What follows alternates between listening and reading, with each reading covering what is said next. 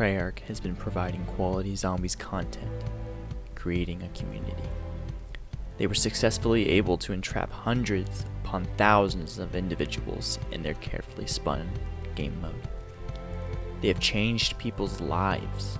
They've created a living, breathing community, which is fucking cancer. What's going on, guys? It's BlazeDrakers. You can call me Hagen. Today what I have for you is a video about what is wrong with the zombies community. Now this is going to include anything from DLC 5 all the way to simple as nitpicking maps. Now what I would like to say first is that I actually love this community. It's one of the communities that I really like being in. I'd like to think that I'm in a lot of communities, but zombies is where I feel most at home. So anything I say here is just strictly what I think. So don't take any as like, oh, I hate the zombies community, because I actually love it. Now, the first thing that I like to point out about the zombies community is that we are spoiled. You don't understand that we are actually spoiled. For those people who don't know, there is going to be a DLC 5 for Black Ops 3. Most of you guys know. So, this 5th DLC for Black Ops 3 is only going to be strictly for zombies. Now, this has never happened before. We've never gotten a 5th DLC or DLC strictly just for zombies. And this being such a new thing, people still are finding ways to complain about it. One of the points that people like to complain about is how they've removed PhD from all the original maps. Now, what they don't understand is that PhD wouldn't work with the new gen kind of movement system, along with the sliding, and kind of like the BO3 engine just wouldn't fit PhD, you know what I mean? Because there's only so few weapons that you can use PhD with. Like, of course, you could use the MR6 and the ray gun, but you never want to get the ray gun anyway because it's kind of shit. Also, if you didn't know, they've added the Mark II ray gun into all the maps in DLC 5. So you really don't need PhD because Mark II doesn't have splash damage. Another thing that people like to complain about DLC 5 is that gobblegums ruin the map. Now, if you don't like the gobblegums being in the map, don't use them. I mean, it's as simple as that. I mean, obviously, it's going to make things easier, a lot easier for like the newer players, but I mean, it's not that big of a deal. Gobblegums are a deal breaker for some maps, I will agree, but like, just don't use them if you don't want them in the map. Another thing that people like to complain about is that it doesn't have enough old weapons. I mean, you have to understand that they can't just bring every single weapon back. They'll bring back the most memorable ones or the most ones that were needed for a certain map, but they're not going to bring every single OG weapon back. And finally, a lot of people like to complain about the price for these maps. I mean, it's $30 US for all 8 maps, which I think is a great price. I would have charged, like me being personal, if I had made every map from the ground up, not porting anything over. They didn't port anything over for Black Ops 3. If I had made these maps from scratch, I would have charged $10 per map, $80, just like a brand new Black Ops 3. $30? That's so cheap in my mind. I was expecting 60 to 80 just strictly because it's essentially like its own game. And then finally, like, what I wanted to touch upon is the multiplayer aspect of this DLC and how people for multiplayer are complaining that they're not getting anything. If you guys don't know who HoloPoint is, he's an amazing YouTuber. I absolutely love his content, but he showed in his video called, I think he called it DLC 5 or something. I'll show some kind of picture of the thumbnail here. But he complained in the video saying that zombies, all it's for zombies, like us zombie people are lucky to get new content. And he said, this is like quote for quote almost what he said. He said, us multiplayer guys are just over here twiddling our thumbs having nothing. Now, what he doesn't understand is that multiplayer guys get 4 new maps every DLC, plus weapon updates. Zombies, we get 1 per DLC. If we are even lucky, we'll get weapon updates. Like, I don't even think we got DLC weapons until Zetsubo, which was like DLC 2. I guess that people in the multiplayer community are just complaining that they don't actually have any good content, strictly because all they have for like a good multiplayer experience is MWR. And I guess Black Ops 2 if you want to consider backwards compatibility with that. Another issue I like to talk about the zombies community is the nitpicking within the community.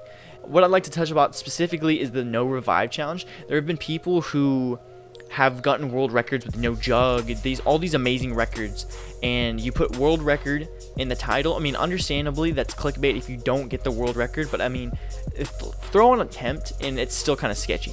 I've done this strictly because I know I can do this attempt. I like to consider myself an average kind of, a little above average zombies player, a little above average zombies player, a little above average zombies player. So I think throwing on a world record attempt would be fine for me.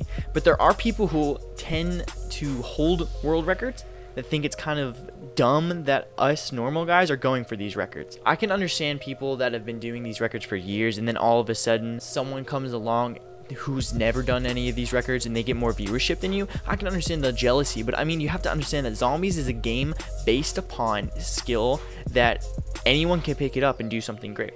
I mean, you made these challenges strictly because, you know, you had to make a challenging situation for yourself. Now, I'm not saying that people can't go around like, oh, this person got round 175, no jug. You can't do that. That's not what I'm saying. What I'm saying is that when you create a challenge, or if you participate in a challenge, you're showing someone that, hey, maybe I can do this. Watching people like the Relaxing and get to high rounds made me want to do it. Made me think that, hey, anyone who picks up a controller can simply do the same thing. That's just my thinking. You inspire people to do great things. And finally, about the nitpicking is I like to talk about people not getting the credit they deserve.